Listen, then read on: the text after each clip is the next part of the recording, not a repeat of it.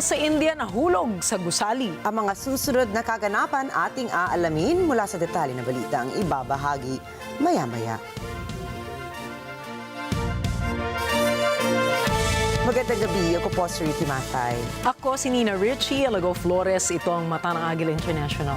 Para naman sa mga headlines ngayong araw ng Biyernes. Dating House Speaker Martin Romualdez at dating Congressman Zaldico inirekomendang kasuhan ng plunder, graft at iba pa. US body inirekomendang isama ang Taiwan sa pagpapalakas ng EDCA site sa Pilipinas. Mga nilalaman ng 28-point peace proposal ng Estados Unidos para sa Ukraine, ating alamin. United States President Donald Trump binantaan ang mga Democrats. At Miss Philippines Atisa Manalo, third runner-up sa Miss Universe 2025.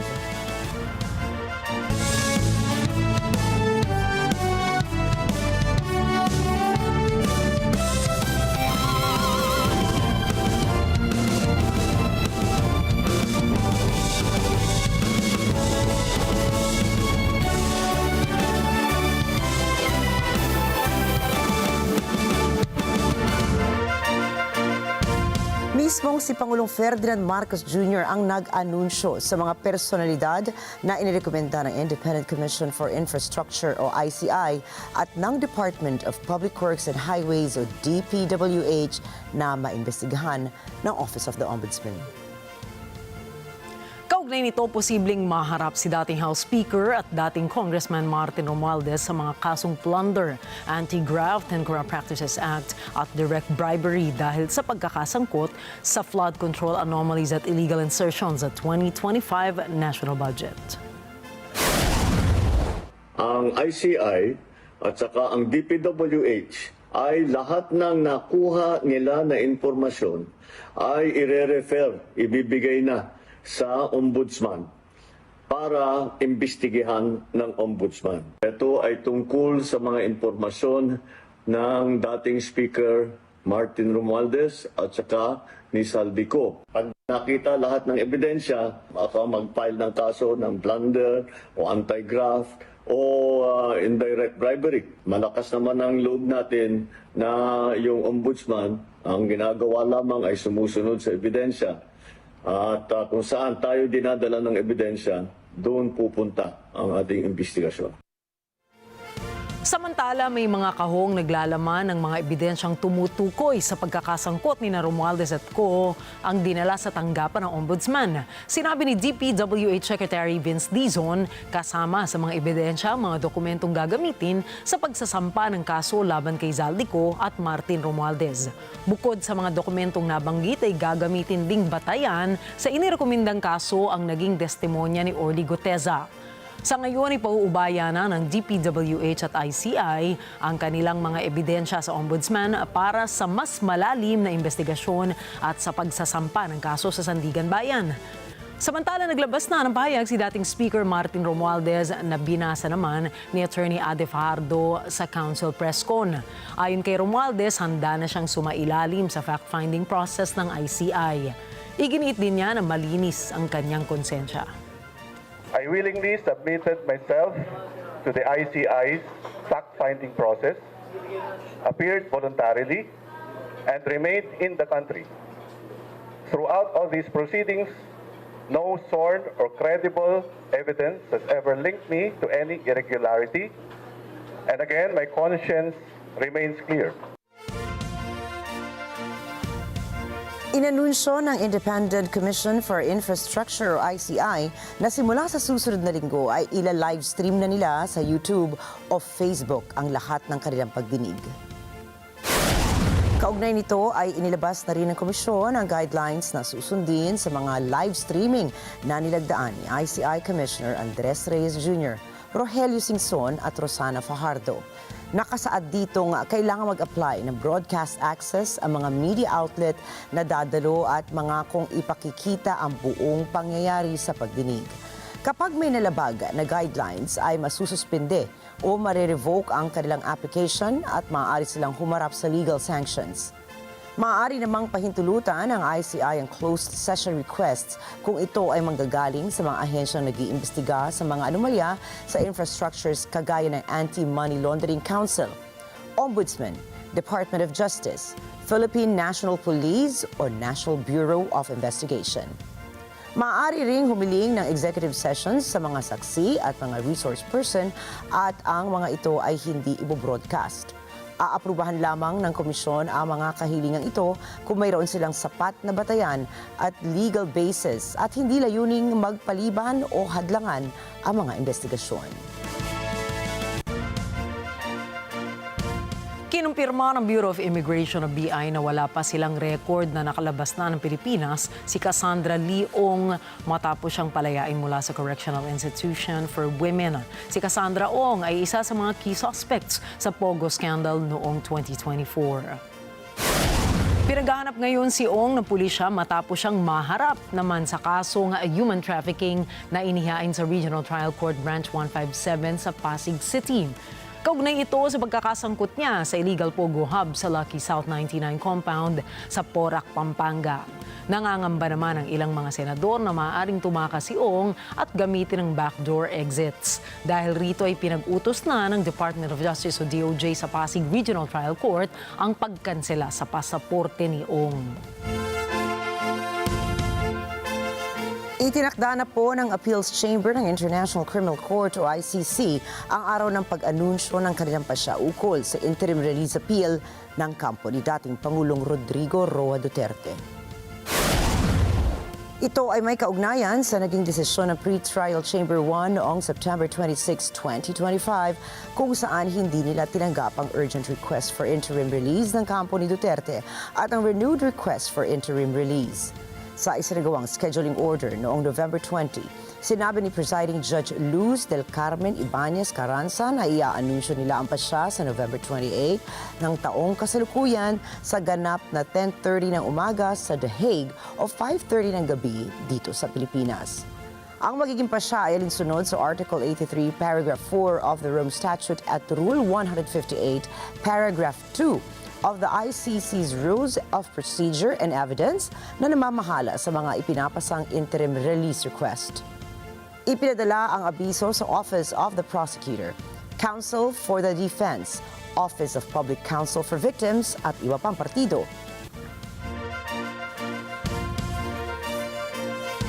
Inirekomenda ng isang United States congressional body na pondohan ng Taiwan ang upgrade sa mga Enhanced Defense Cooperation o EDCA sites sa Pilipinas. Naniniwala ang US body na sa pamamagitan nito ay maipagtatanggol ng Taiwan ang sarili nito sa potensyal na pag-atake sa China sa isla. Sa inilabas na annual report ng US-China Economic and Security Review Commission, hinihimok nito ang US State Department na magsaayos ng proyekto na kasama ang Taiwan.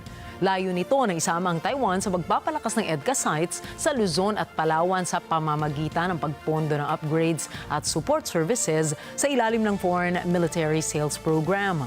Paglilinaw ng US body, hindi kasama rito ang armas o anumang defense systems. Umaasa ang US body na mabibigyang tuon ito ng State Department dahil sa pagpapalakas naman nila ito ng regional posture ng Estados Unidos at ng deterrence capacity sa palibot ng Taiwan.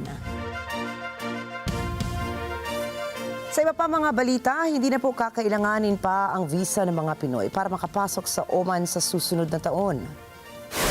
Ito ang anunsyo ni Oman Ambassador to the Philippines, His Excellency Nasser Said Abdullah Al-Manwari at maaaring manatili sa kanilang bansa ang mga Pilipino sa loob ng 2 linggo ng walang visa.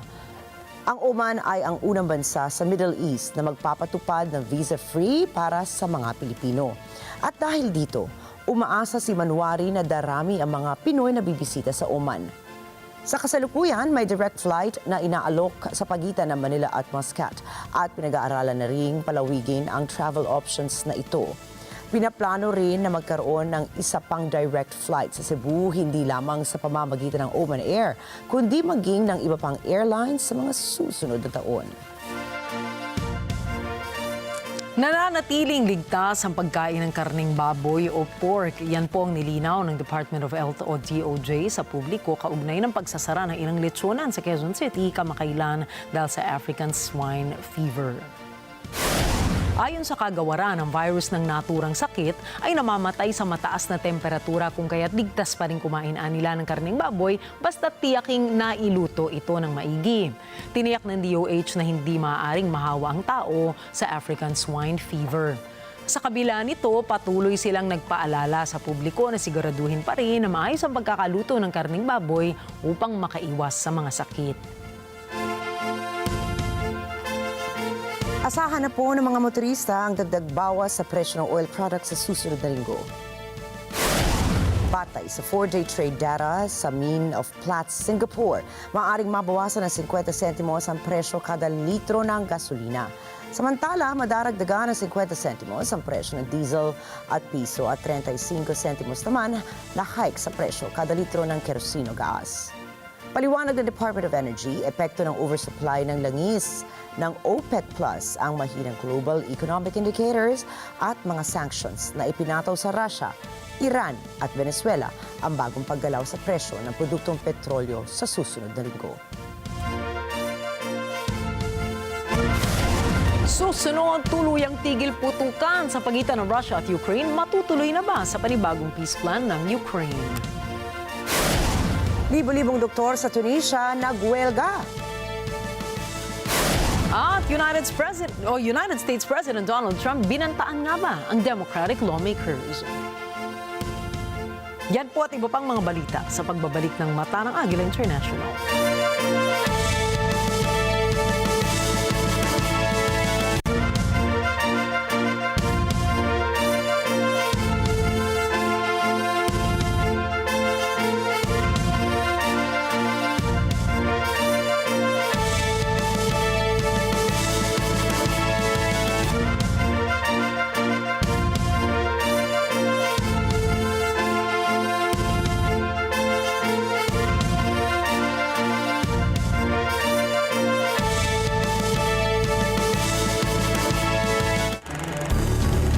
How Filipino entrepreneurs are growing their businesses with the help of GCash for Business.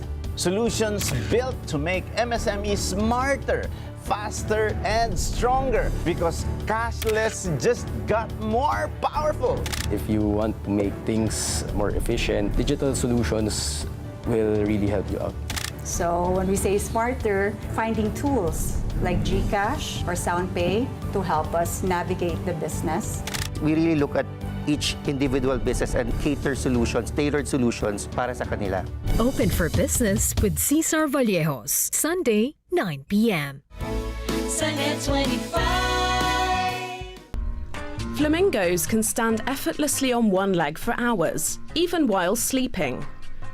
Movement is like medicine for the body, and your feet are right at the center of it. Ouch! Twisting your ankle often comes out of nowhere and takes you by surprise. It hurts, but usually it's no big deal. Luckily, even simple moves like standing on one leg help build muscle and prevent injuries. Let's hop to it on In Good Shape.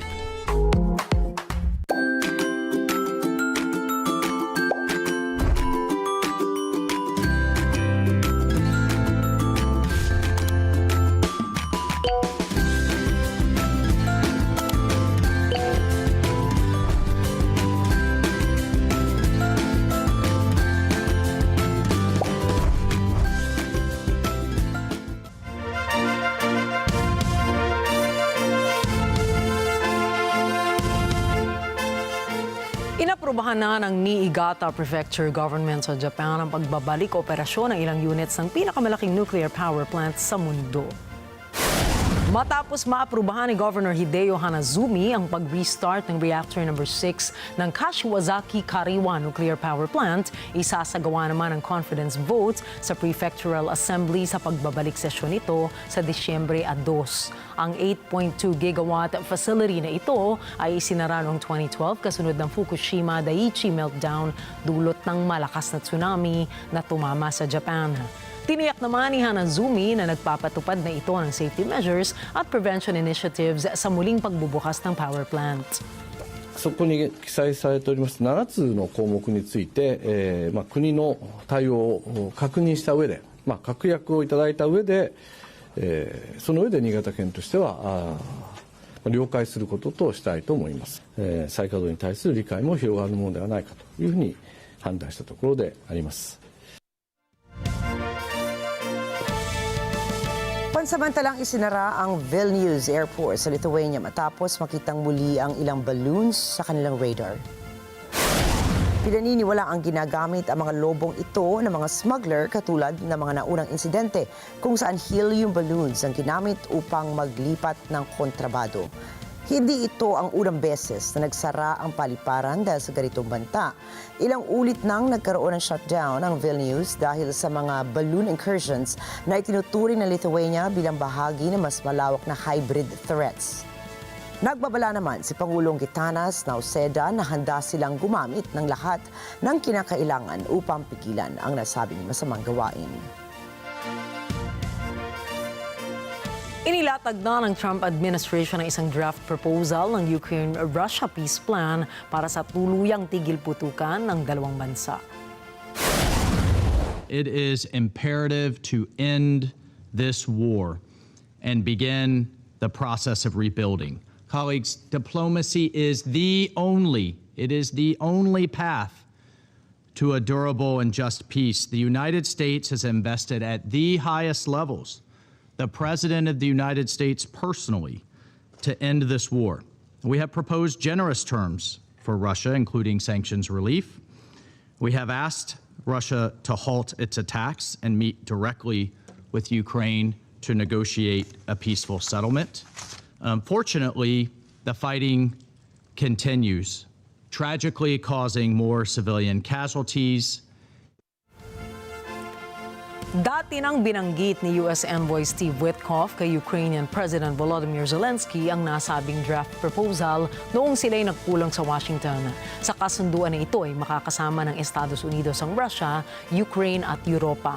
Kinonsulta rin ni Witkoff ang nasabing plano kay Russian Envoy Kirill Dmitriev at sinabing kumpiyansa ito na maipapasa ang nasabing kasunduan dahil tunay anyang narinig ang posisyon ng Russia.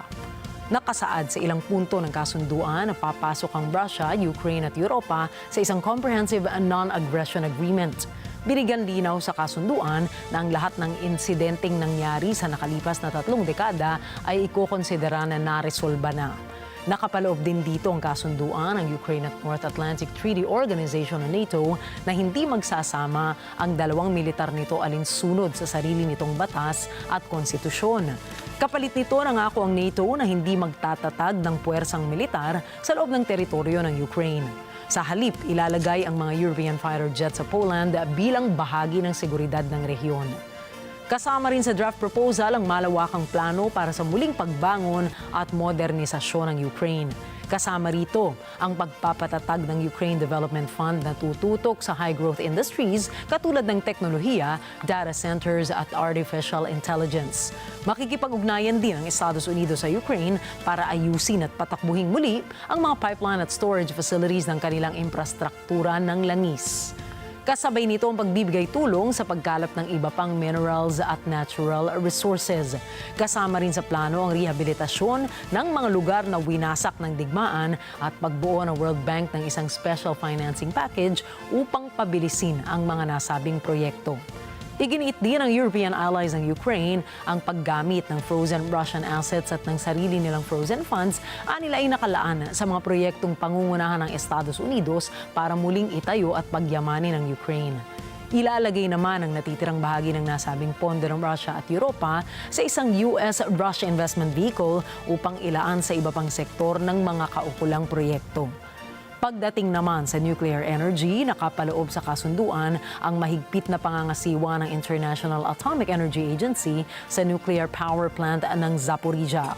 Layunin nito ang pantay at patas na hatian ng supply ng kuryente sa pagitan ng Russia at Ukraine. Hindi rin palalampasin ang pagtuon sa edukasyon at respeto ng dalawang bansa. Binigyan din sa kasunduan ang pagpapatupad ng Russia at Ukraine ng mga programang pang-edukasyon at para sa komunidad. Layunin nitong isulong ang pag-unawa at pagtanggap sa iba't ibang kultura ng dalawang bansa at wakasan ng anumang uri ng diskriminasyon, racism at pagkiling sa mga mamamayan. Sa kasalukuyan, hindi pa formal na tinatanggap ng Ukraine at Russia ang nasabing peace plan. Iginiit naman ni Polish Prime Minister Donald Tusk na ang Russia ang nasa likod ng pagsabog ng railways sa Mika at Puławy. Anya, 2 Ukrainians na nakikipagtulungan sa Russia intelligence ang gumawa ng tinawag niyang pananabutahe. Intensywna praca służb i policji oraz prokuratury pozwoliła ustalić osoby odpowiedzialne za akt dywersji.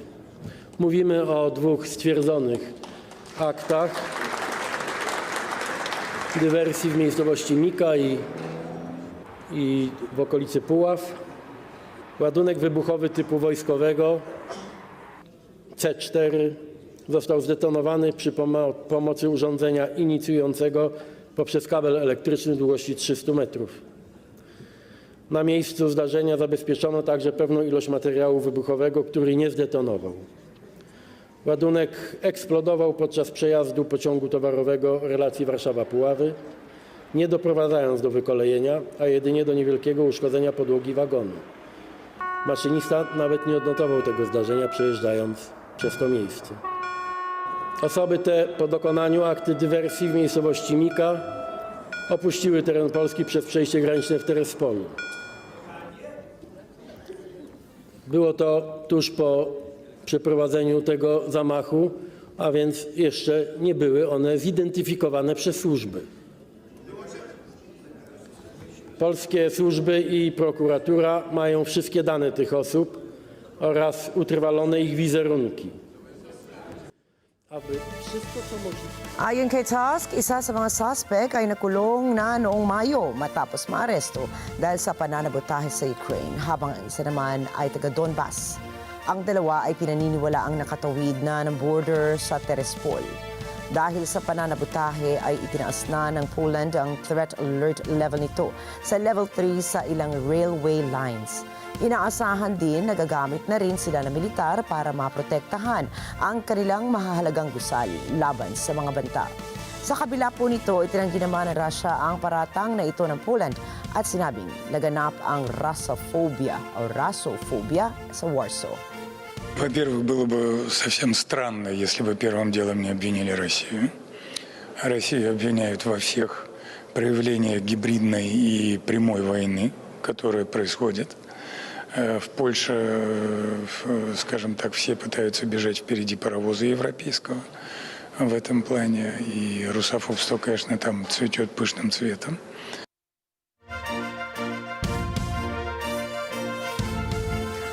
10,000 mga sundalo ang ide-deploy ng Poland para protektahan ang kritikal na infrastruktura ng nasabing bansa. Bahagi ito ng Operation Horizon. Si Kathleen Gao para sa report. Kasama sa proprotektahan ng 10,000 Polish soldiers ang mga riles ng Poland. Iyan ang pahayag ni Defense Minister Władysław Kosiniak-Kamysz. Prezentujemy operację Horyzont wsparcia przez Siły Zbrojne Rzeczpospolitej na mocy określonych artykułów o funkcjonowaniu policji, działań na rzecz bezpieczeństwa, ochrony infrastruktury krytycznej, wspólnego patrolowania, współdziałania wszystkich służb państwowych w celu przeciwdziałania aktom dywersji i podnoszeniu poziomu bezpieczeństwa obywateli polskich, też integracji społecznej, przeciwdziałaniu dezinformacji. Dedykujemy do tej operacji do 10 000 żołnierzy. Nagbabala si Army Chief of Staff Wislaw Kukula na maaring gamitin ng mga kaaway nila ang paparating na taglamig para isabotahe sila. Za nieco ponad miesiąc rozpoczną się święta Bożego Narodzenia. Okres, w którym większość Polaków będzie przemieszczać się między innymi używając publicznego transportu. To kalendarzowe okno może być postrzegane przez naszych wrogów jako najbardziej dogodny okres, by uderzyć w nasze bezpieczeństwo. Nie możemy do tego dopuścić. Wojsko Polskie dysponuje zdolnościami do niwelowania przewagi, jaką daje dla potencjalnych sabotażystów i dywersantów przewaga nocy, czy też niedostępność terenu. Ayon kay Kukula, isang bagong apang magagamit ng mga mamamayan para mag-report ng kasuspe-suspetsang mga sitwasyon. Binanggit niya ang pakay ng Russia laban sa kanila. Intencje Federacji Rosyjskiej pozostają niezmienne, a wydarzenia ostatnich tygodni wytyczają szeroki horyzont potencjalnych zdarzeń, które mogą mieć miejsce. Ayon sa Poland, 2 Ukrainians ang nakipagsabuatan sa Moscow sa pagpapasabog ng Warsaw-Lublin rail line noong weekend. Dinudugtungan nito ang kabisera ng Poland sa Ukrainian border. Ang Poland ay malakas na taga-suporta ng Ukraine. Naunang inanunsyo ng Poland na isasara ang Russian consulate sa teritoryo nito at hinimok ang mga EU allies na harangan ng Russian diplomats sa Schengen Free Travel Area ng bloc. Ito ay bilang tugon sa nasabing pagpapasabog ng riles. Itinanggi ng Moscow ang akusasyon ay sinabing may Russophobia sa Poland. Nagbanta rin ito na lilimitahan ang diplomatic at consular presence ng Poland sa Russia. Kathleen Gao para sa mata ng Agila International, trusted, connected, on point. Kaagad na kinundina ng Syria ang personal na pagbisita ni Israeli Prime Minister Benjamin Netanyahu sa mga sundalong nakadeploy sa Golan Heights. Itinuturing nila itong seryosong paglabag sa soberanya ng kanilang bansa. Ang Golan Heights ay dating teritoryo ng Syria na nakuha ng Israel noong 1967. Matagal na itong gustong bawiin ng Syria mula sa Israel, subalit hindi muna o umano nila ito bibitawan. Sa kabila naman ito, nananatili namang nakabinbin ang US broker negotiations ng Israel at Syria upang makabuo ng isang security pact na inaasahan ng Damascus na magpapabalik sa Israel sa original na buffer zone. Ayon sa isang opisyal na militar ng Syria, malinaw na hindi handang umatras ang Israel sa mga teritoryong inangkin nila anuman ang mangyari sa security deal. Lalo namang uminit ang sitwasyon nang magpasok ang Israel ng bagong kondisyon na pagbubukas ng humanitarian corridor patungo Sweden na kaagad ding tinutulan ng Syria. Nananatiling technically at war ang Israel at Syria mula pa noong taong 1948 sa kabila ng mga nagdaang ceasefire. Hanggang ngayon, hindi kinikilala ng Syria ang estado ng Israel. Maring kinundina ng Qatar ang Israeli airstrike na tumama sa Ain al-Hilwe Palestinian Refugee Camp sa South Lebanon. Sa pahayag, sinabi ng Ministry of Foreign Affairs ng Qatar na ang naturang airstrike ay isang malupit at brutal na pag-atake laban sa walang kalaban-labang mga mamamayang Palestino. Tinuturing din nila ito bilang isang paglabag sa soberanya ng Lebanon kasamang tahasang pagsuway sa international laws.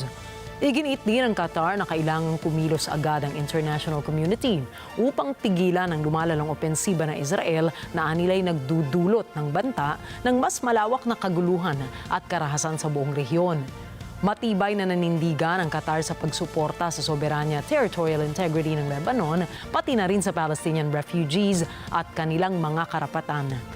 Patuloy naman ang halos araw-araw na pag-atake ng Israel sa Southern Lebanon na ayon sa kanila ay pag-target sa mga kuta ng Hezbollah.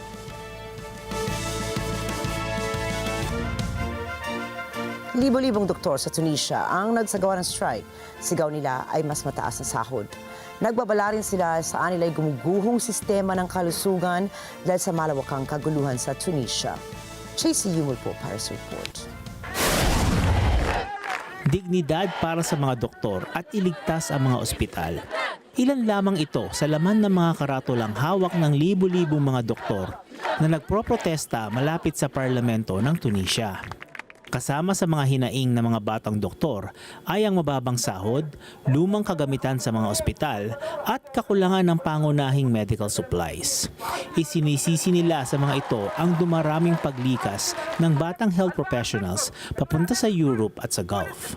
الوضعيه نتاع الاطباء الشبان بالحق مؤسفه، راهو اطباء قاعدين يتنقلوا وقاعدين يعملوا في المظاهرات ويعبيوا في الشوارع، لهم طالبين لوكس، لهم طالبين حاجات خياليه، طالبين انهم يخلصون في مستحقاتهم، راهو هذا الحد الادنى، راني تخدم تخلص اكثر من هكا. فما سبيطارات 5 سنوات ما تخلصش اطباء الشبان، وانا مطالب اليوم انه نعبي الشارع ونكلم النواب ونكلم الوزير ونتصل برئيس الجمهوريه باش العباد تاخذ حقوقهم.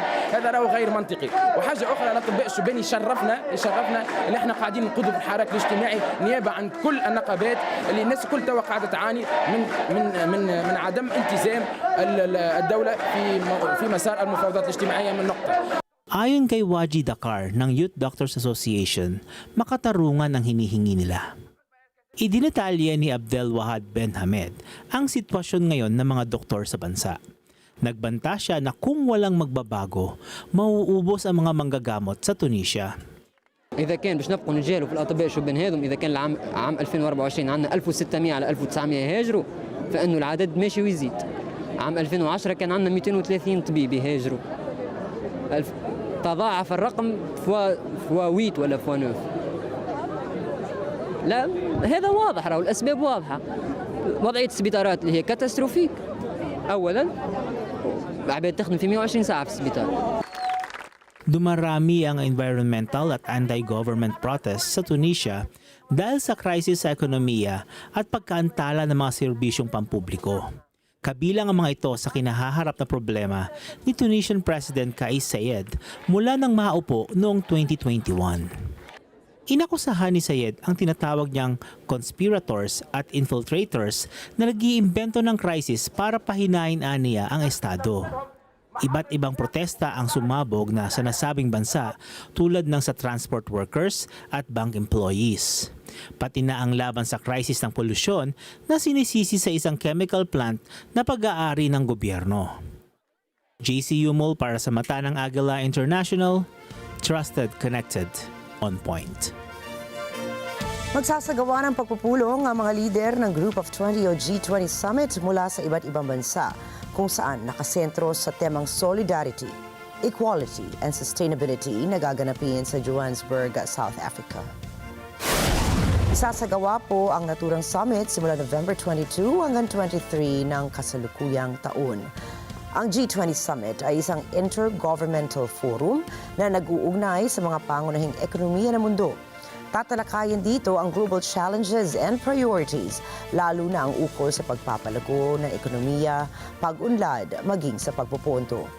Lalahukan ng mga lider ang naturang summit mula sa ilang bansa sa Asia, Africa, North America, South America at Europa. Kabilang din sa dadalo ang European Council President na si Antonio Costa at European Commission President na si Ursula von der Leyen. Bago pa magsimula ang summit, pinagtibay na ng European Union ang kanilang commitment sa rules-based global trade. Europe is doubling down on our core belief that rules-based trade delivers. We will continue to champion partnership, openness, and fair competition.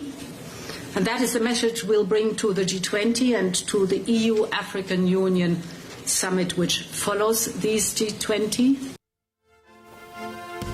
Matatandaang sinagawa noong nakaraang taon ang G20 Summit sa Rio de Janeiro, Brazil, na may tema namang Building a Just World and a Sustainable Planet.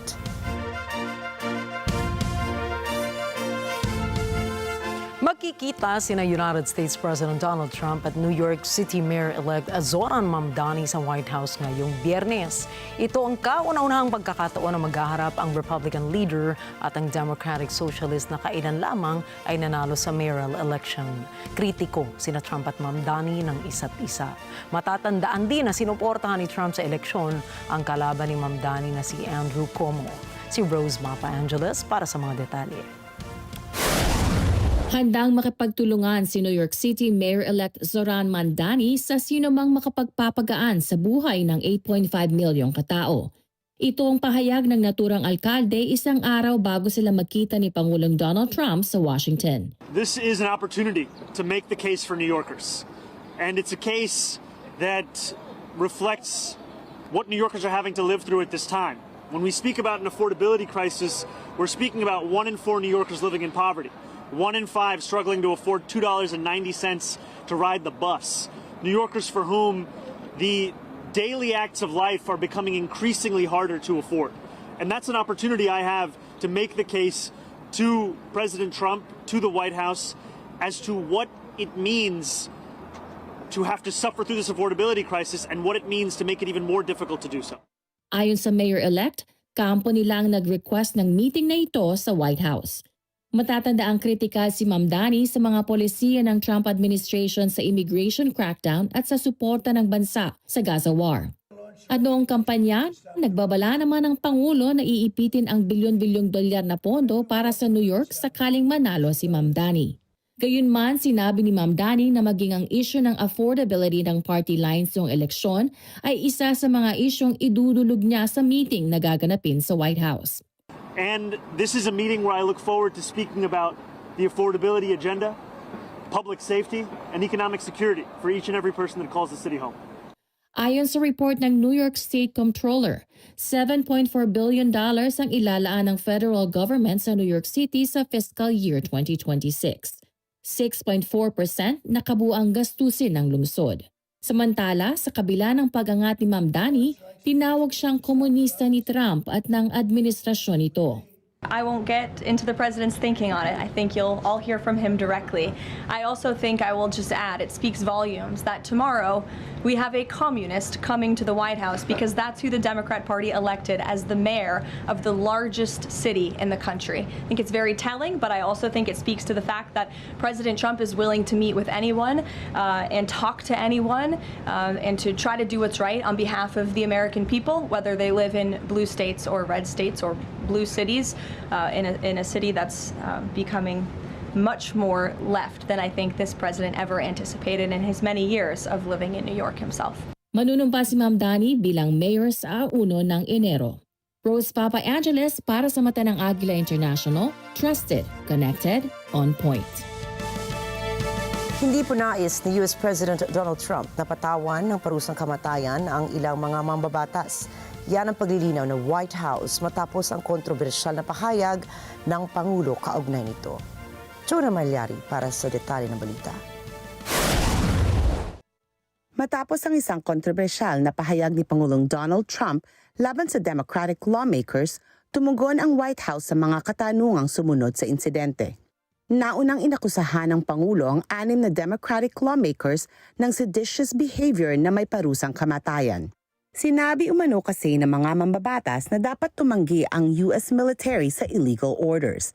Ayon kay Press Secretary Caroline Leavitt, nais nga bang i-execute ng Pangulo ang mga mambabatas? Nancy. Thanks, Caroline. This morning, President Trump accused 6 Democratic lawmakers of seditious behavior punishable by death. Just to be clear, does the president want to execute members of Congress? No. Let's be clear about what the president is responding to. Because many in this room want to talk about the president's response, but not what brought the president to responding in this way. Ayon pa sa White House, mapanganib ang mensaheng ipinakalat ng mga mambabatas.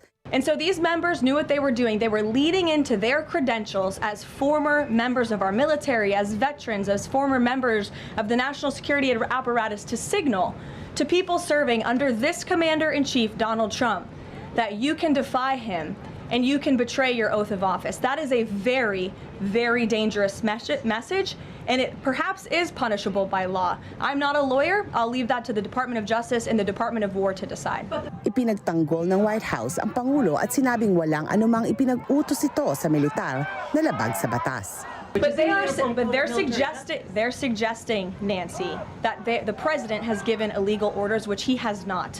Every single order that is given to this United States military by this commander-in-chief and through this chain of command, through the Secretary of War, is lawful. And the courts have proven that. This administration has an unparalleled record at the Supreme Court because we are following the laws. Samantala, inula naman ng tuligsa ang Pangulo nang sabihan niya ng quiet piggy ang isang babaeng reporter sakay ng Air Force One. Ayon sa mga kritiko, pinatatahimik ni Trump ang mga babaeng mamamahayag gamit ang mapanlait na pananalita. Jonna Malari para sa mata ng Agila International, trusted, connected, on point.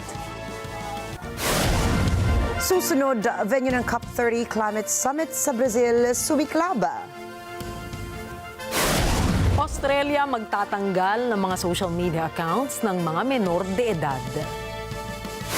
At Miss Universe Philippines, Atisa Manalo nanalong third runner-up. Mga detalye po ng mga balita niyan at iba pa mga balita sa pagbabalik pa rin na mata ng Agila International.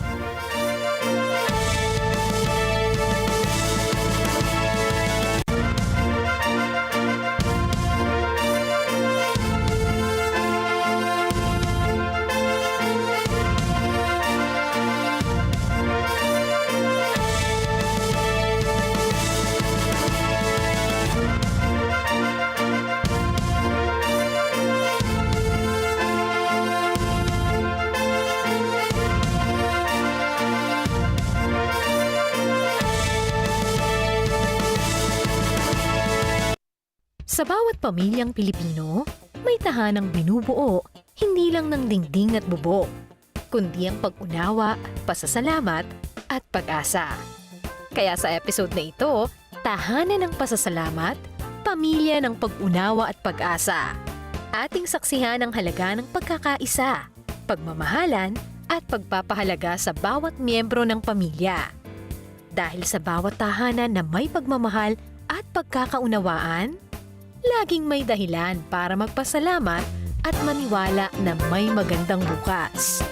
Yan ang ating aabangan sa Ito ang Tahanan ngayong Sabado at Linggo, alas 8 ng umaga sa Net25. On your way to success? Start with the best. New Era University, where we guide every individual to their natural state of excellence. Enroll now, because New Era University awaits the future we can build together.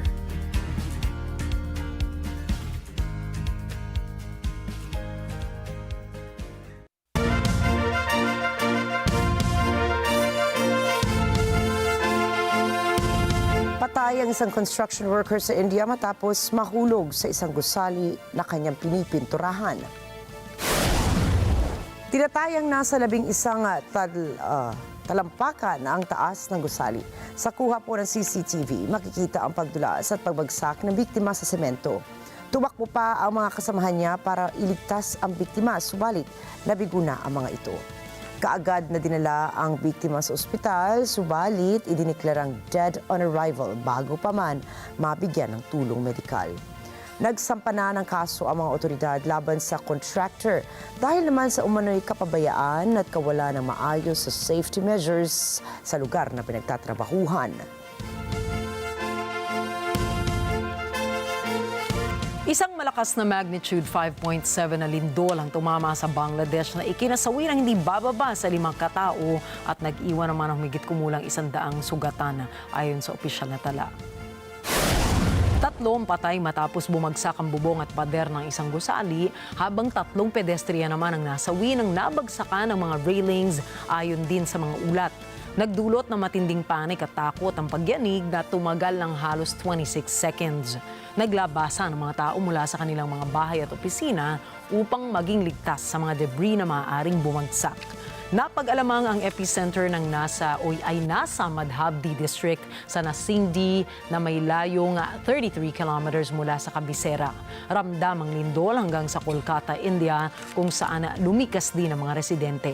Nagbabala ang US Geological Survey ng posibilidad ng malawakang pinsala dahil tumama ang lindol malapit sa isa sa pinakamatataong lugar sa mundo. 15 katao ang patay sa malakas na pagsabog sa isang pabrika sa Faizalabad, Pakistan. Ayon sa Punjab rescue officials, nadamay sa pagsabog ang mga kalapit na mga bahay, kaya marami mga residente ang naipit sa debris. Sa ngayon, 7 katao na ang kanilang nasa lipat na isugod sa pagamutan. Pinaniniwala ang gas leak ang pangunahing sanhi ng pagsabog sa pabrika. Inaasahang madaragdagan pa ang bilang ng mga nasawi sa trahedya. Nagkaroon ng aberya sa COP30 Climate Summit sa Brazil matapos sumiklab ang sunog sa loob mismo ng venue nitong Huwebes lamang.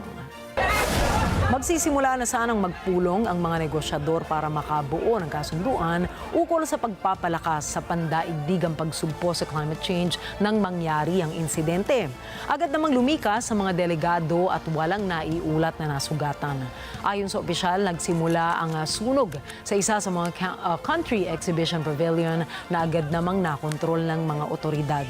Patuloy naman ang investigasyon ng mga otoridad sa sanhi ng nangyaring insidente. Isang Japanese tourist village ang gumagamit ng high-tech approach para panatilihing ligtas sa mga bisita at residente laban sa mga oso. Gumagamit po sila ng drones na tunog asong tumatahol para itaboy ang hindi pala kaibigang hayop sa wildlife. Thomas Eyelikeness for that story. Sounds like a dog barking, except it's coming from the sky. No, the K9 Corps does not have an aerial division. It's a drone with a recording of a barking dog. And it's the latest effort by the Japanese tourist village of Shirakawa to keep bears at bay. Nestled in the mountains, Shirakawa is a UNESCO-listed village known for its picturesque thatched roof houses. Last month, a bear attacked a Spanish visitor to the community. He suffered minor injuries, but locals don't want to take any chances of more encounters with Bruins that may stray into their village. This barking drone is one of the deterrents they're using. Developed by Aero Japan, this gadget is equipped with two googly eyes on top of its bright pink body. A large megaphone is strapped to the bottom of the drone. And firecracker launchers are bolted onto the wings. As it flies, the drone emits loud barking noises. It can shoot off firecrackers to further deter the bears. Encounters between bears and people have been on the increase lately. Since April, across Japan, a record 225 people have been injured in bear attacks. Most of them occurred in remote towns that overseas travelers rarely visit. Japan's bear population has been growing since 2012, helped in part by a decline in hunting. Experts say climate change has reduced harvests of the natural foods that bears feed on. As well, the depopulation of rural areas and the proliferation of abandoned farmland have emboldened them to seek food near human settlements. It's hoped the sound of aggressive dogs in the sky will scare the critters away. Thomas I. Likeness, Matanang Agila International. Trusted, connected, on point.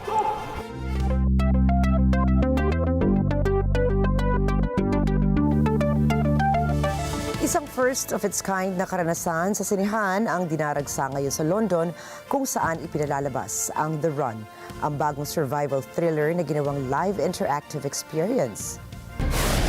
Bawat audience member ay binibigyan ng glow sticks na sila mismo ang nagtataas para pumili ng susunod na galaw ng karakter. Real-time na pinabago ng kanilang boto ang direksyon ng pelikula mula sa pag-atake hanggang sa moral choices ng karakter. Ayon kay British director Paul Rashid, may 20 posibleng pagkamatay at iba't ibang storyline na nagbubukas depende sa boto ng audience. Kaya naman, bawat film screening ay maaaring matapos ng iba ang kwento. Itinuturing itong malaking hakbang para sa cinema industry na naghahanap ng bagong paraan para maibalik ang engagement ng mga manonood. Ayon pa sa direktor, ang ganitong setup ay hindi lamang eksperimento, kundi simula ng isang movement. Patuloy na ipinalalabas ang The Run sa Genesis Cinema hanggang December 31.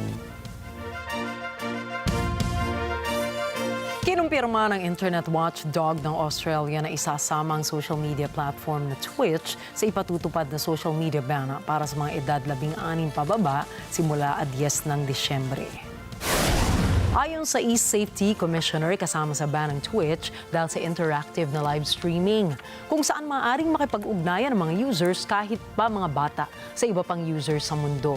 Nakatakdang i-deactivate ng Twitch ang lahat ng underage accounts pagsapit ng Enero 9 at hindi na rin papayagang makapagbukas ng bagong account ang mga menor de edad sa simula ng ban. Ang mga kumpanyang lalabag ay maaaring pagmultahin ng hanggang 49.5 million Australian dollars. Samantala, hindi isasama ang Pinterest dahil pangunahing gamit ito para sa pag-iipon ng larawan at ideya at hindi bilang social platform. Nauna nang isinama sa ban ng Reddit at Kik, pati ang malalaking platform katulad ng Facebook, Instagram, TikTok, X, Snapchat, Threads at YouTube. Wala nang karagdagang assessment bago magkabisa ang mga bagong patakaran.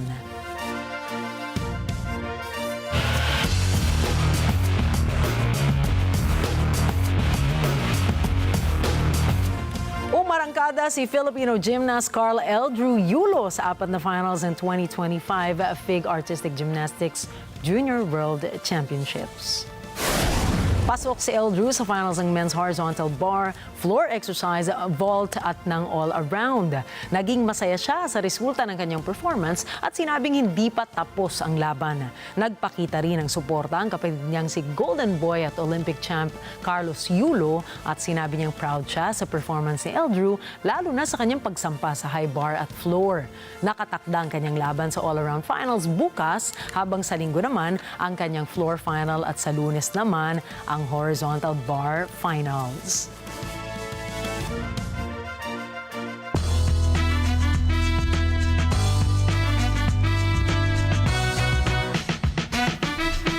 Hakot Awards ang pelikulang No Other Choice sa ginanap na Blue Dragon Film Awards. Nanalo ang pelikula sa 4 na major categories: Best Picture, Best Director, Best Actress at Best Supporting Actor. Ang No Other Choice ay pambato ng South Korea para sa kategoryang Best International Feature Film sa 2026 Oscars. Inuwi ni Son Ye-jin ang Best Actress Award sa pagganap nito bilang Miri sa No Other Choice. Habang nanalo naman ang kanyang asawa na si Yoon Bin bilang Best Actor Award sa naging performance ito sa biographical period drama na Harbin.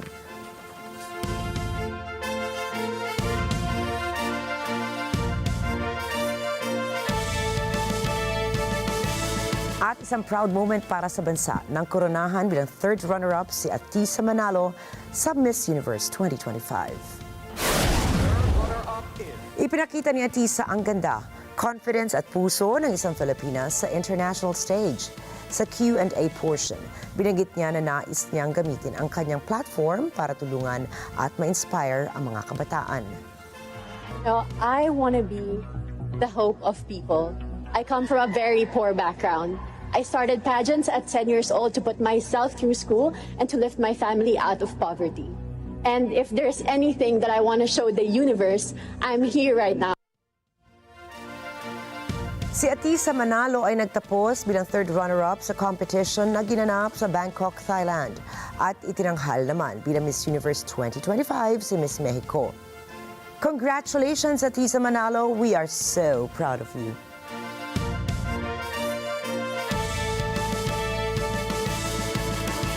Makalipas ang 10 taon ng pagiging magkasintahan, engaged na sa isa't isa ang South Korean actor at actress na sina Shin Min-ah at Kim Woo-bin. Masayang inanunsyo ito ng kanilang agency na M Entertainment. Ayon sa ahensya, nakatakda ang private o intimate wedding ng couple sa darating na December 20. Dadaluhan ito ng kanilang pamilya, mga kamag-anak at malalapit na kaibigan. Dagdag pa ng agency, pagpapatuloy pa rin ang dalawang kanilang pagiging actors pagkatapos nilang ikasal. Nagsimula ang relasyon ni Shin Min-ah at Kim Woo-bin nang magkasama sila sa modeling gig ng isang clothing brand noong July 2015. Nagkasama rin sila sa 2022 K-drama series na Our Blues, ngunit magkaibang kanilang on-screen partners. Kilala si Shin Min-ah sa mga K-drama na My Girlfriend is a Gumiho, Hometown Cha-Cha-Cha at Oh My Venus. Si Kim Woo-bin naman ay sikat sa The Heirs, Uncontrollably Fond, Black Knight at Genie, Make a Wish.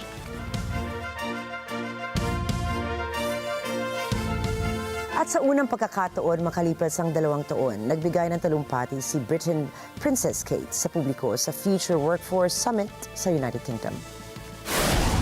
Layunin ng aktibidad na himukin ng mga business leaders sa UK na mamumuhunan para suportahan ang pagtatatag na magandang kinabukasan para sa mga kabataan. Nagpaabot ng mensahe si Princess Kate sa kanila na siguraduhin nakapaglalaan pa ng oras ang kanilang mga empleyado sa kanilang pamilya upang magkaroon sila ng matatag at masayang sambahayan. Every one of you interacts with your own environment, a home, a family, a business, a workforce, a community. These are the ecosystems that you yourselves help to weave.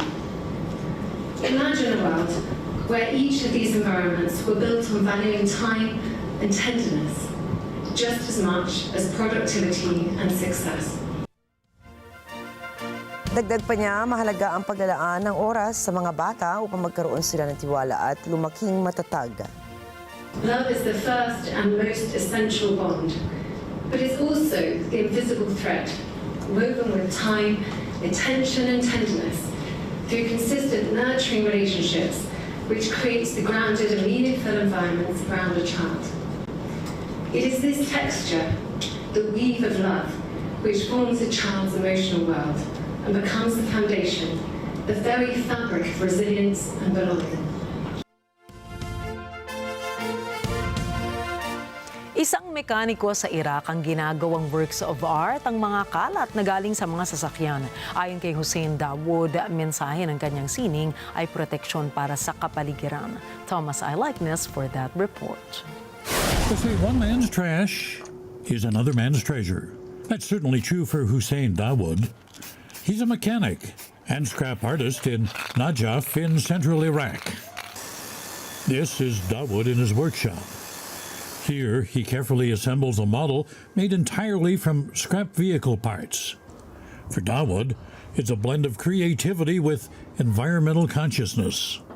He says this all started as a hobby about 7 years ago, and these days it's evolved into a unique form of scrap art. The mission? To repurpose metal waste, used tires, and discarded vehicle parts. The 30-year-old mechanic turned artist says his pastime has become a business. That's because so many people requested scrap art pieces. He scours repair shops across the city looking for raw material. There he picks up discarded parts. Things like, engines, tools, tires, that kind of stuff.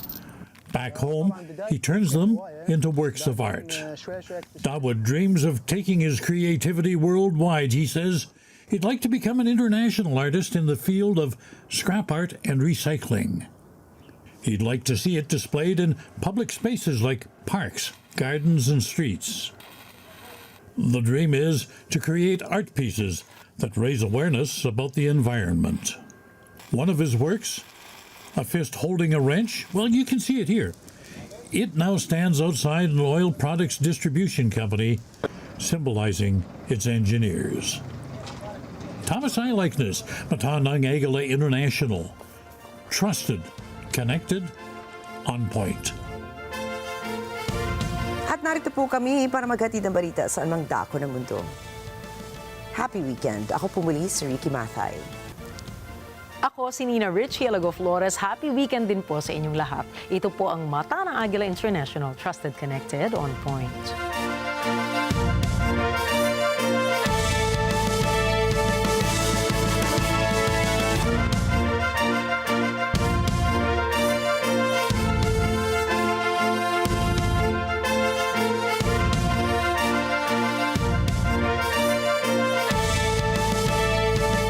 Dahil